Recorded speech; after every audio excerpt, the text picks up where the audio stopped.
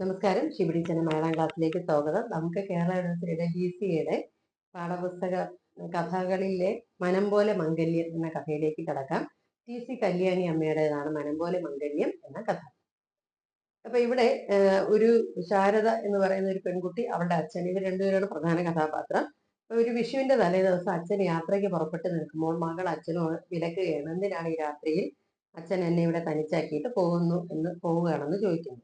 ശാരദയുടെ അച്ഛൻ എന്ന് പറയുന്നത് ഒരു ശുദ്ധാത്മാവാണ്. പ്രിയ പത്നിയുടെ മരണശേഷം അവരുടെ ഏക സന്താനമായി മകളെ പഠിപ്പിച്ച് പിന്നീട് നാട്ടിൻ പുറത്ത്, അദ്ദേഹം പട്ടണത്തിലായിരുന്നു, പിന്നെ നാട്ടിൻ പുറത്ത് ഒരു വീട് വാങ്ങി അവിടെ അദ്ദേഹം ജീവിക്കുകയായിരുന്നു.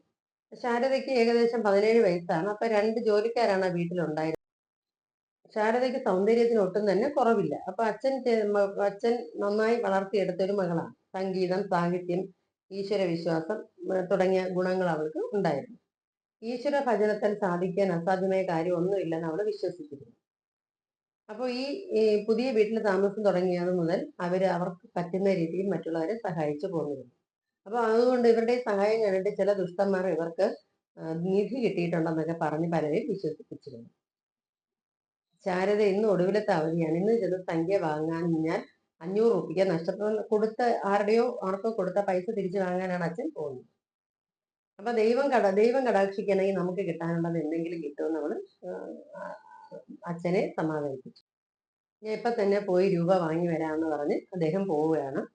അപ്പൊ പണം കൊടുക്കാനുള്ള ആള് പട്ടണത്തിലാണ് താമസം. ശാരദ പതിവ് പോലെ കുളിച്ച് രാവിലെ ഭഗവതി ക്ഷേത്രത്തിൽ ചെന്ന് സ്തോത്രങ്ങളൊക്കെ ചൊല്ലി അച്ഛനെ കാത്തു രക്ഷിക്കണമെന്ന് പറഞ്ഞ് വീട്ടിലേക്ക് വന്നു. വീട്ടിൽ വന്ന് നാമപാരായണമൊക്കെ കഴിഞ്ഞ് ഉണ്ണാനിരുന്ന സമയം തനിച്ചായതുകൊണ്ട് അവർക്ക് രുചി വരുന്നില്ല. അത് ഊണ് കഴിച്ചെന്ന് വരുത്തി വളരെ നേരം കിടന്നിട്ട് ഉറക്കം വരാത്തതുകൊണ്ട് ഭാഗവതം വായിച്ചിട്ട് കിടക്കാമെന്ന് വിചാരിച്ച് എന്നിട്ട് വിളക്ക് കൊളുത്തിയപ്പോൾ ആരോ വരുന്ന പോലെ അവൾക്ക് തോന്നി. അച്ഛൻ ഇത്ര വേഗം തിരിച്ചു വന്നു, അച്ഛനല്ലേ ഇരിക്കുമോ? അപ്പൊ 4-5 ആളുകൾ വന്നു.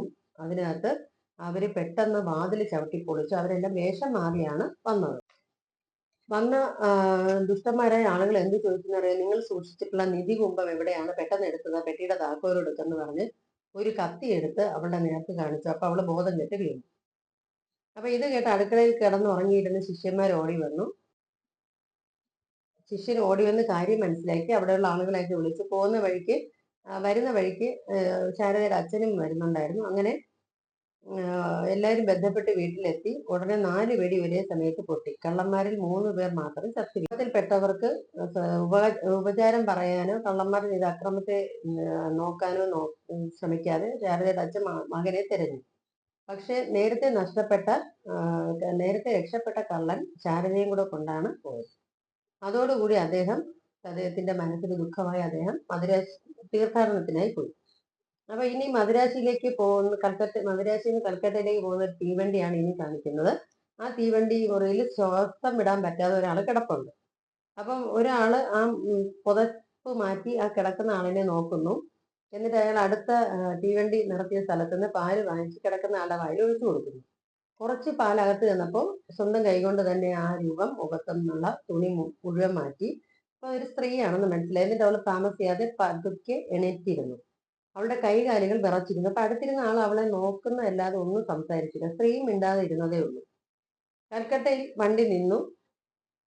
വണ്ടി സ്റ്റേഷനിൽ നിൽക്കുന്നതിന് മുമ്പ് തന്നെ ആ മനുഷ്യൻ, അതായത് അവൾക്ക് പാല് വാങ്ങി വായിലൊഴിച്ചു കൊടുത്ത മനുഷ്യൻ രക്ഷപ്പെട്ടു.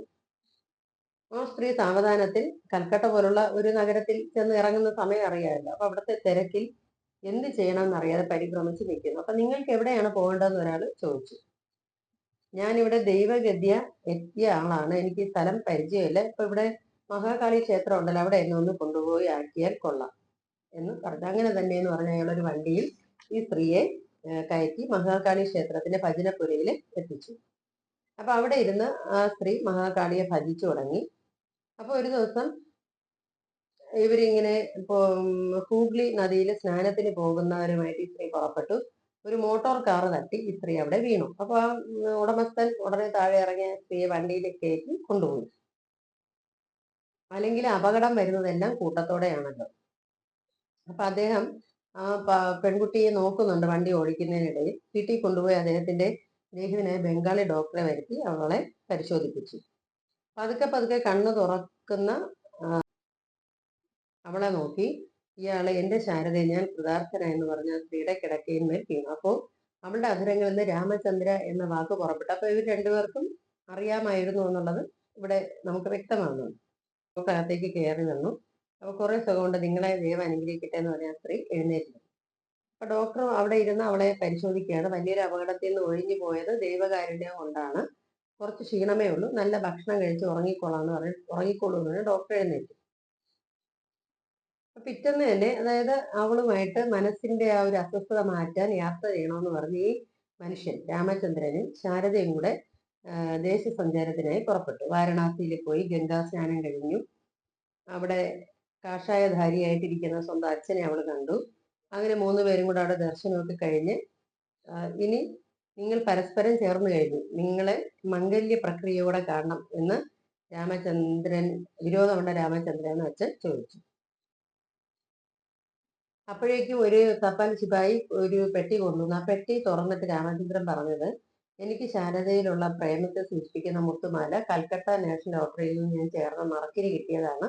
അപ്പൊ നമുക്ക് ഈ മാല ഇവിടെ അണിയിച്ച് ഇപ്പോൾ തന്നെ അച്ഛന്റെ മുന്നിൽ വെച്ച് വിവാഹം കഴിക്കാമെന്ന് രാമചന്ദ്രൻ പറഞ്ഞു. അപ്പൊ അതിന്റെ ശാരദയുടെ അച്ഛൻ മാല വാങ്ങി മകളുടെ കയ്യിൽ കൊടുത്തു. എന്റെ സർവസ്വവുമായ ഇവിടെ അങ്ങേക്ക് സമർപ്പിക്കുന്നുവെന്ന് അച്ഛൻ പറഞ്ഞു. അപ്പൊ ശാരദയുടെ കയ്യിലുണ്ടായിരുന്ന മുത്തുമാല രാമചന്ദ്രന്റെ കയ്യിലും കഴുത്തിലും ഇട്ടു. അപ്പൊ രാത്രി അത്താഴത്തിനെല്ലാം തയ്യാറാക്കി അച്ഛൻ ആഹാരം കൊടുക്കാൻ ചെന്നപ്പോൾ അച്ഛൻ പറഞ്ഞു, എനിക്ക് ഛർദ്ദിക്കാൻ വരുന്നു, തല കറങ്ങുന്നു, എന്നെ താങ്ങിക്കോളൂ എന്ന് പറഞ്ഞപ്പോൾ അവൾ പിടിച്ചതും അച്ഛന്റെ പ്രാണൻ പോയി. ആ മൃതശരീരം ശാരദയുടെ മടിയിൽ വീണു. എന്തൊന്നില്ലാത്ത പരിഭ്രമത്തോടെ ശാരദ അച്ഛ അച്ഛ എന്ന് വിളിക്കുന്നതായിട്ട് രാമേന്ദ്ര മേനോൻ ഓടിച്ചെന്നപ്പോൾ അദ്ദേഹത്തിന് കാര്യം മനസ്സിലായി. ശാരദയ്ക്ക് തൽക്കാലം അസഹ്യമായി തോന്നിയെങ്കിലും ആദ്യം മുതൽക്ക് തന്നെ ജലത്തിലെ നീർപ്പോളകൾക്ക് തുല്യമാണ് മനുഷ്യന്റെ ജീവിതം എന്ന് പറഞ്ഞിട്ടുള്ള ആ നീതിവാക്യം ഓർത്ത് അവള് ധൈര്യം അവലംബിച്ച് പ്രിയ പിതാവിന്റെ ശവസംസ്കാരത്തിനുള്ള ചടങ്ങുകൾ ചെയ്ത് അസ്ഥി ഗംഗയിൽ സ്ഥാപിച്ചു. 16-ാം ദിവസം ഗംഗാജലത്തിൽ പോയി ശേഷക്രിയകളൊക്കെ ചെയ്തു. പിന്നെ ആ പുണ്യാത്മാവ്, അതായത് ഒരുപാട് ദാനം ചെയ്ത പുണ്യാത്മാവാണ് അവളുടെ അച്ഛൻ. അവളുടെ അച്ഛൻ പരമപദത്തെ പൂകി കാണണമെന്ന് അവള് ചിന്തിച്ചു. പിന്നീട് രാമചന്ദ്ര മേനോനും ശാരദയുമായിട്ട് ഒരുപാട് പുണ്യസ്ഥലങ്ങളിൽ പോയി. അതോടുകൂടി അയാളുടെ അവധിക്കാലം കഴിഞ്ഞു. ഈ കഥാനായകനെ രാമചന്ദ്ര മേനോനെ കുറിച്ച് ഇനി പറയാം. ഇയാള് ശാരദയുടെ അച്ഛന്റെ വലിയൊരു സുഹൃത്തിന്റെ മകനാണ്. നാട് വിട്ടു പോകുന്നതുവരെ ശാരദ ഒരുമിച്ച് കളിച്ച് വളർന്ന ആളാണ്. കൽക്കട്ടയിലെ പോലീസ് ഉദ്യോഗസ്ഥന്റെ കീഴിൽ വലിയൊരു ഉദ്യോഗമാണ് ഇയാൾക്കുള്ളത്. അപ്പോൾ ഇദ്ദേഹം ശാരദയെ മറക്കാൻ ശ്രമിച്ച് 7-8 കൊല്ലമായി നാട്ടിലേക്ക് വരാതെ കഴിച്ചു കൂട്ടുകയായിരുന്നു. അപ്പൊ ഏത് വിധേനയും ശ്രമം നിഷ്ഫലമെന്ന് കണ്ട് നാട്ടിൽ തന്നെ വിവരം അറിഞ്ഞ ശേഷം ഒന്നുകൂടെ പരീക്ഷിക്കാൻ നേരി നാട്ടിൽ പോകുന്ന വഴിക്കാണ്, നാട്ടിൽ ചെന്നപ്പോഴാണ് ആദ്യം നമ്മൾ കണ്ട ഒരു കഥയിൽ ആദ്യം നമ്മൾ കാണുന്നത് ശാരദയുടെ വീട്ടിലെ മോഷണമാണത്. ആ സമയത്ത് ഇയാളാണ് അവിടെ കയറി ശാരദയെ ആക്രമിച്ചുകൊണ്ടിരുന്ന അക്രമികളെ വെടിവെച്ച് കൊന്നത്. അച്ഛനും മകളും കൂടി വീട് വിറ്റ് പുറപ്പെട്ടു പോയി എന്നല്ലാതെ വേറൊരു അറിവ് അവർക്ക് അയാൾക്ക് പിന്നെ കിട്ടിയില്ല. ശാരദയിൽ നിന്ന് ദുരുപദേശം ചെയ്ത രാമചന്ദ്ര മേനോനെ പിരിക്കാൻ ശ്രമിച്ച കപട സ്നേഹിതന്മാരിൽ 3 പേരാണ് രാമചന്ദ്ര മേനോന്റെ കൈകൊണ്ട് കൊല്ലപ്പെട്ട കള്ളന്മാർ. മനസാക്ഷിയാൽ പീഡിപ്പിക്കപ്പെട്ട 4-മനായിരിക്കും ശാരദ എവിടെ കൊണ്ടുവിട്ടത്? കൽക്കട്ടയിൽ കൊണ്ടുവിട്ടത്. അപ്പോൾ 4 കള്ളന്മാരുണ്ടായിരുന്നു. 4 പേരും ഇവൾക്ക് എതിരെ രാമചന്ദ്ര മേനോനെ കാര്യങ്ങൾ പറഞ്ഞു ധരിപ്പിച്ചിരുന്നവരായിരുന്നു. 3 പേരെ മോഷണശ്രമത്തിനിടെ രാമചന്ദ്ര മേനോൻ കൊന്നു. 4-മൻ ഇവളെ എന്ത് ചെയ്തു? കൽക്കട്ടയിലേക്ക് പോകുന്ന വണ്ടി കയറ്റി വിട്ടു. ഇവൾ എങ്ങനെയെങ്കിലും രാമചന്ദ്ര മേനോന്റെ അടുക്കൽ ചെന്ന് എത്തട്ടെന്ന് കരുതിയായിരിക്കും ഇവൾ അങ്ങനെ ചെയ്തത്. അപ്പൊ ഈ ഒരു കഥ ഒരു മനം പോലെ മംഗല്യം എന്ന് പറഞ്ഞാൽ ഒരു സ്ത്രീയുടെ മനസ്സിന്റെ ആ ഒരു നല്ല അവസ്ഥ പോലെ ആയിരിക്കും അവളുടെ വിവാഹം എന്നാണ് പറയുന്നത്. അപ്പൊ അങ്ങനെ ഒരു രീതിയിൽ ശാരദയ്ക്ക് അവളുടെ ഇഷ്ടഭാജനമായ രാമചന്ദ്ര മേനോനെ തന്നെ കണ്ടെത്താൻ കഴിഞ്ഞു എന്നുള്ള ട്വിസ്റ്റുകളുള്ള ഒരു കഥയാണ് എന്നുള്ളതാണ് ഈ കഥയുടെ ഒരു പ്രത്യേകത. അടുത്ത ക്ലാസ്സിൽ കാണുന്ന സ്നേഹത്തോടെ ശീല ടീച്ചർ.